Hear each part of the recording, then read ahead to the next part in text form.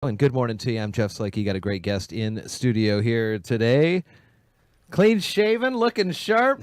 Mason County Sheriff Casey Salisbury. How you doing? Make sure you say why that is. So. Well, we're wrapped up December, wrapped up month of November with No Shave November here, as you guys were raising money for the awareness of Special Olympics and the torch run that you guys did this past year, moving in. And now it was supposed to go through the end of December, but... Well, it does. Some people that can make that happen. And again, the people that made contributions to Special Olympics to do this through December.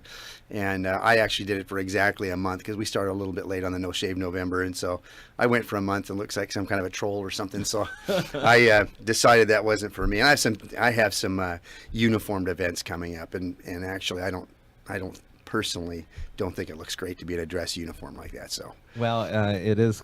It was fun. It's good that you do put the time and set aside a time to do this for the staff. And I know for not everybody, other folks are able to wear jeans and things like that. But it is nice too that you feel the need to represent the county in such a way. It's been fun. Yeah, it brought money in, and again, we're over $1,000. And if anybody still wants to contribute to the beards or contribute to somebody maybe taking their beard off early, you can contribute. We'd like that, but it's great for a great cause, and we're kicking off for already getting started for next year's Special Olympics for this spring, and it's gonna be really exciting. A couple things to talk about. First things first, last week Patrice and I went and took a tour of the jail. Yes, thank you for coming down. It was a good tour. It was nice to see you there. I wasn't quite sure who we would get, and you popped in and walked along and talked with us about a lot of the stuff. So we'll save most of that conversation for the next time Kevin is in. Yeah. But it was really eye-opening and a pretty unique experience. Those tours are still available. Yes. 10 o'clock, right in front of the jail there, the door right by the county courthouse, Mason County Jail there. And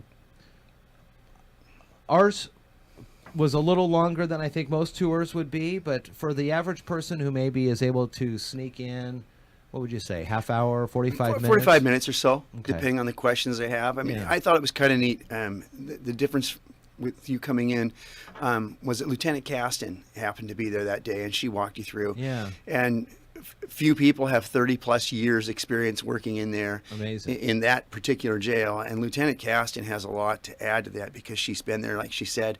I thought it was interesting. She says, I've been there since the day the jail opened. Correction, the very first day was her day off. Yeah. She was there from the second day. Yeah.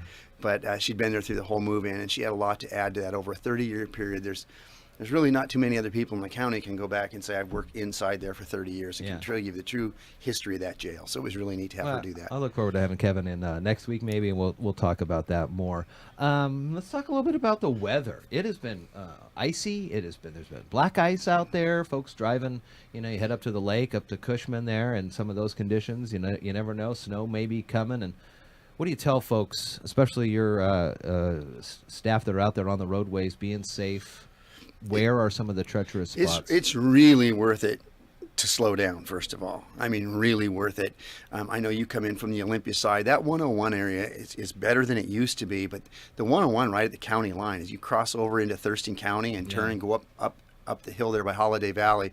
I worked on that side of the county for Thurston County for years, and tremendous accidents coming into Mason County and across that flat area. There used to be a lot more trees, way back, even in the median there was trees, and so it was very dark in there. Yeah. That's a little better than it used to be.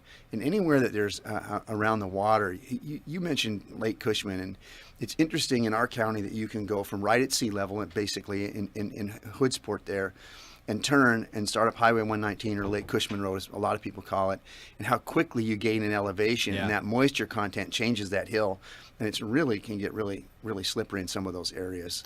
When you're coming back down, maybe towards Shelton, down the hill on the way to the casino, or come back around, like you were mentioning, near the county line at the bottom there, Kennedy Creek, cars coming around those corners, even at posted speed limits, they could spin out and come around those things a little too fast. That's there and the other way, and most people know this, but really pay particular attention on the bridges because of the moisture underneath, and it creates that ice on the top of the bridges.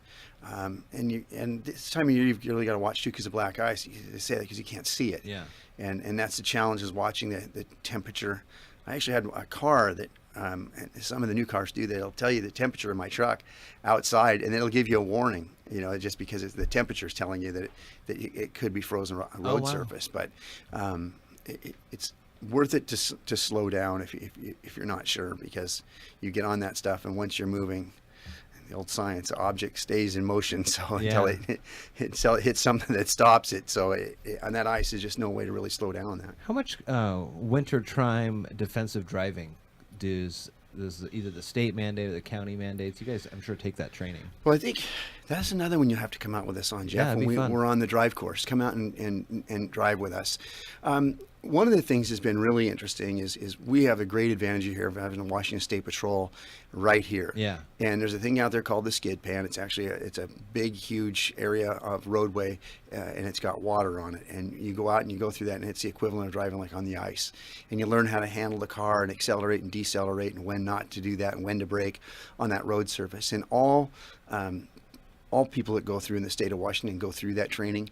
I think troopers get a little more advantage of doing that a couple times a year than we do. I have the great advantage of, during the summer, I do that Kiwanis Youth Law Enforcement Camp. Yeah. So every year I get to do the course, and we actually take the kids on that course, and they drive it.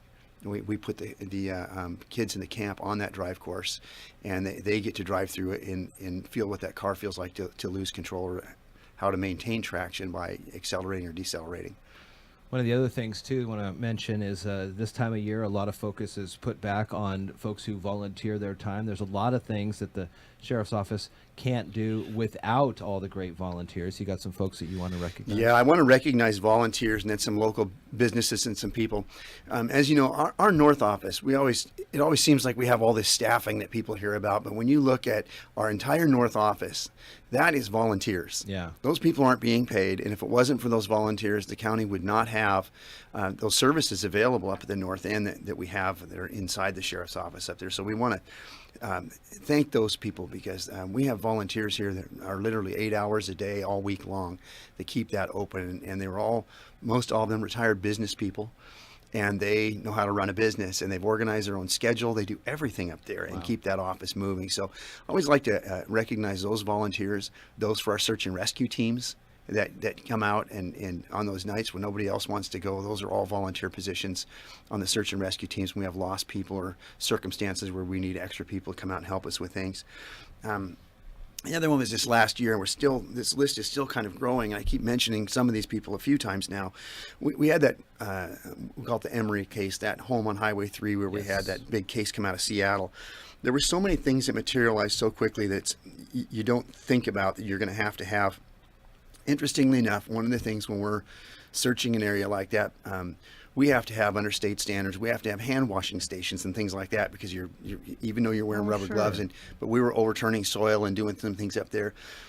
Our operation couldn't move forward until we had those hand washing stations on, because we had searchers from all over the place, and we learned that kind of the last minute. We had to have that, and I want to thank Island Johnny's, Rob and Tina Goodwin and Matt Goodwin at Rob's Excavation, or Island Johnny's. They brought those out for us, and I think they are the ones that set them out there for probably Oyster Fest and things. I think those are theirs, but they brought those out for us. And not only did they bring them out immediately and had them there for a couple weeks period, Island Johnny's donated those for us for that week. They cleaned them and kept them in shape for us and picked them up, and it's a lot of money to rent something like that. Yeah. And they recognized what we were working on and what that meant to people in our community, and they donated their time, energy, and equipment for that. So I want to thank them. Another one that we talk about the dogs all the time, but I think you understand, if you have an animal and you want to keep them correct in good shape, you have to go to the veterinary clinic, and we have all of our dogs go through Shelton Veterinary Hospital. And Dr. Larson, for years, over 11 years, he's taken care of our animals for us. And we want to thank him for all the work that he does and the extra time that he puts in to keep those dogs on the road for us. So thank Shelton Veterinary Clinic. The casino in the hotel, specifically at Squaxin Island this last year, we had FBI agents and other people coming in from all over. Some of them flew out here from all over the parts of the country to help us on that case. And rather than initially, they were driving all the way up and staying in Seattle and coming back and forth. Ugh. And that takes a couple hours out of your work day each day. It significantly cuts that down. The great folks at the Squaxin Island tribe gave us some pretty incredible deals, to say the least, for all those people to be down here, so they wouldn't have to commute back and forth to Seattle. And I thank the people of Squaxin Island tribe, and specifically those working in the casino, for the help. A guy named Jared Hansen is a private contractor when we started to have to remove some buildings and things, and he came up in very short notice for us and was able to help us out with his business and remove some buildings, and he had some specialized equipment.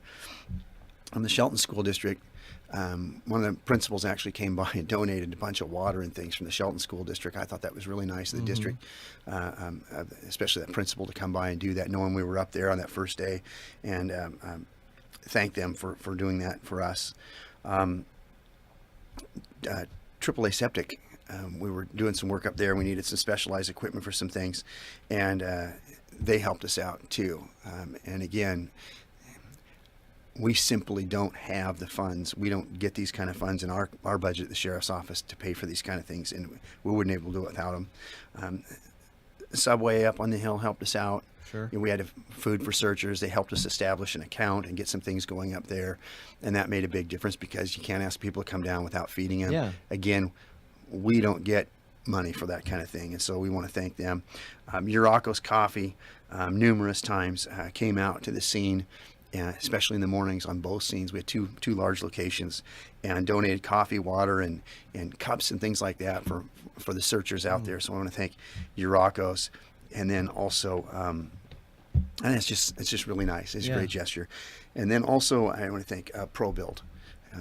We needed shovels and wheelbarrows and some specific things that we had to have on short notice, and ProBuild was aware of what we were doing, and then we were close by, and they said, here it is, come get what you need.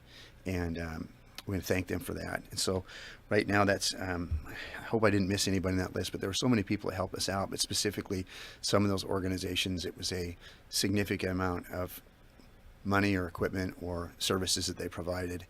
So we're very fortunate. I always say we're not as big here as you are when you get into large counties.